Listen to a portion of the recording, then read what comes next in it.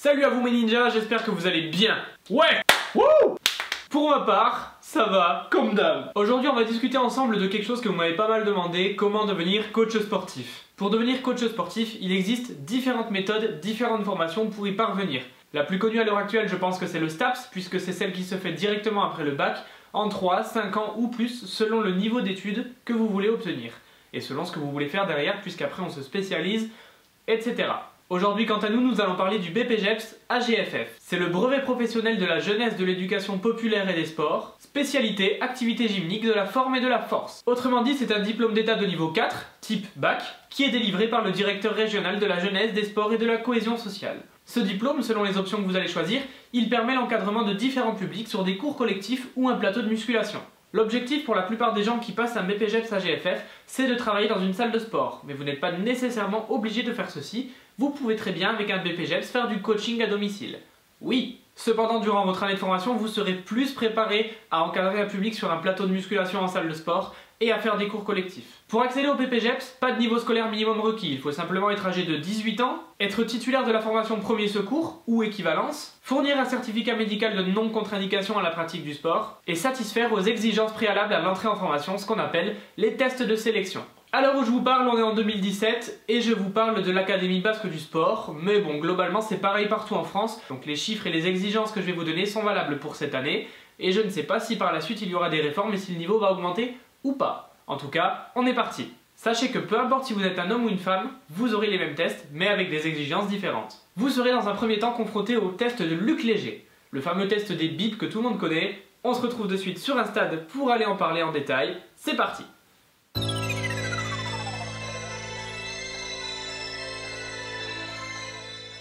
Le test de Luc Léger, c'est quoi? C'est le fameux test des bips que vous avez peut-être déjà fait au collège ou au lycée. Vous avez une distance de 20 mètres à parcourir. Vous devez faire des allers-retours et arriver à chaque extrémité de la piste de 20 mètres. Vous devez entendre le signal sonore bip. Oui, je fais très bien le bip, merci. Vous devez arriver pile au moment du bip et effectuer un demi-tour et repartir. Si vous arrivez avant le bip, vous prenez une pénalité. Si vous arrivez après le bip, vous prenez une pénalité. 3 pénalités et vous êtes éliminé. Toutes les 2 minutes, vous augmentez votre vitesse de 0,5 km/h. C'est-à-dire que les bips se rapprochent de plus en plus pour vous faire accélérer. L'accélération est donc progressive et le but est de travailler votre vitesse anaérobie maximale, la fameuse VMA. Pour les tests du BPJEPS, pour ceux qui veulent devenir coach sportif, le palier éliminatoire se situe pour les femmes à 7 et pour les hommes à 9. Vous ne devez donc pas atteindre un palier inférieur, il faut arriver au minimum à 7 ou au minimum à 9. Allez, on est parti, on va voir si sans entraînement j'arrive à atteindre ce palier 9. Ça fait beaucoup, hein? T'es à 12? Ah, ça fait vraiment beaucoup. Donc vous voyez, la distance à parcourir est quand même assez conséquente. On va vérifier avec le mètre quand même.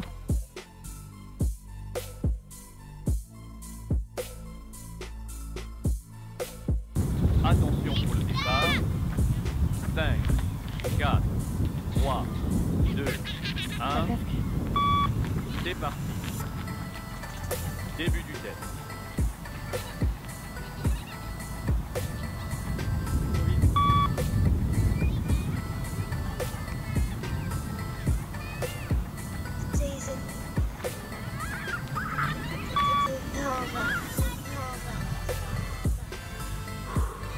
Bon, je me suis arrêté juste avant le palier 5. Je me suis pas non plus mis dans le rouge, mais pas loin. Donc je pense qu'en vraiment poussant un peu avec le mental, j'aurais pu aller à peut-être 7, 7,5. Mais sans entraînement, j'aurais pas atteint les 9, ça c'est certain. C'est une discipline à part entière, il faut s'entraîner, c'est du cardio training. J'en fais pas du tout. Et 5, c'est vraiment de la merde. Donc il faut s'entraîner. Comme on a pu en parler à l'instant, les hommes doivent atteindre un palier 9 et les femmes doivent atteindre un palier 7, chose qui est absolument indispensable puisque c'est une épreuve éliminatoire. C'est les tests d'exigence préalables à l'entrée en formation.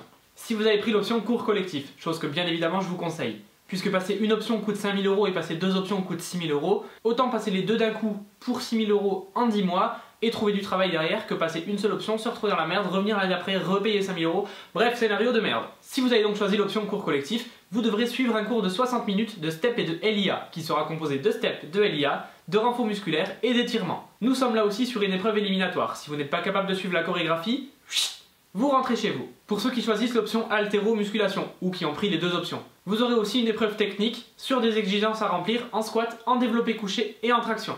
Parmi ces 3 exercices, vous devrez choisir un exercice de performance où vous devrez donc réaliser le maximum de répétitions propres avec les exigences demandées qu'on verra ensuite en vidéo. Et vous devrez tirer au sort dans les 2 exos restants un exercice de démonstration où là, tranquille, il faudra faire 3 répétitions. Si vous êtes très bon en traction, bien sûr je vous conseille de prendre les tractions. Si vous alignez 20 tractions, vous êtes sûr de passer les tests. Sachant qu'il y a aussi une épreuve écrite et une épreuve orale, ces tests de performance ont certes un coefficient important, imposant, mais pas autant que l'écrit et l'oral. Donc misez quand même beaucoup sur l'écrit et l'oral et essayez de déboîter tout ce que vous pouvez à l'exercice de performance. Donc si vous alignez 20 tractions par exemple, choisissez les tractions.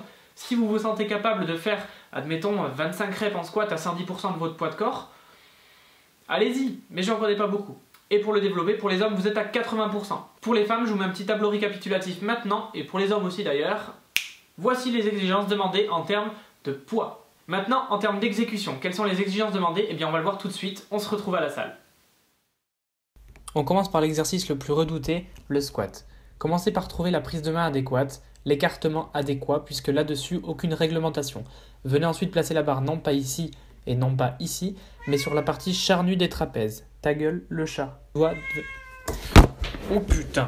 Pour que votre répétition soit validée, vous devez venir casser la parallèle, c'est-à-dire que le segment fesses-genoux doit venir descendre plus bas que la parallèle au sol.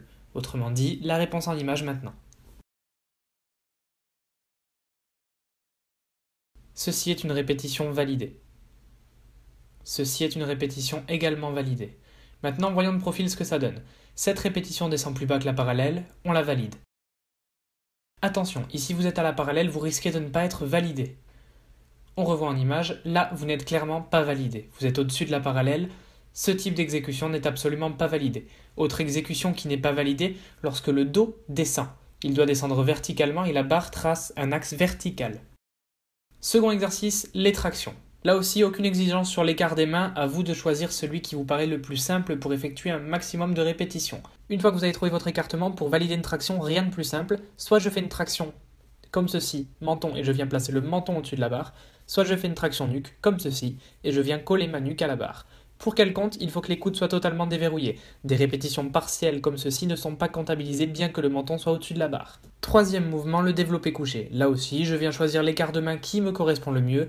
Attention, je ne suis pas sûr de ce que j'annonce, donc renseignez-vous si un écart n'est pas obligatoire. Il me semble qu'il y a une histoire en fonction des repères, donc à vérifier. Pour qu'une répétition soit validée, vous devez venir descendre la barre, la poser sur votre torse, remonter, déverrouiller les coudes. Donc bras totalement tendus entre 2 répétitions. Autrement dit, l'inverse de ce qu'on fait habituellement quand on fait de l'hypertrophie. Les répétitions avec des rebonds sur la poitrine, comme ceci, ne sont pas validées.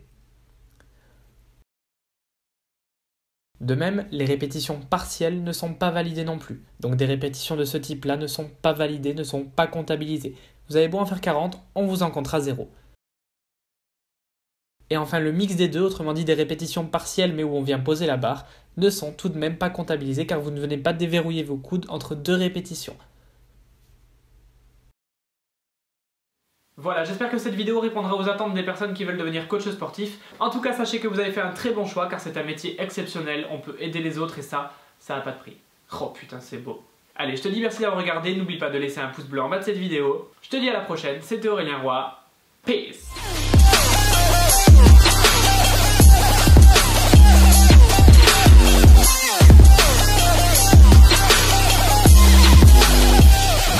Tornado.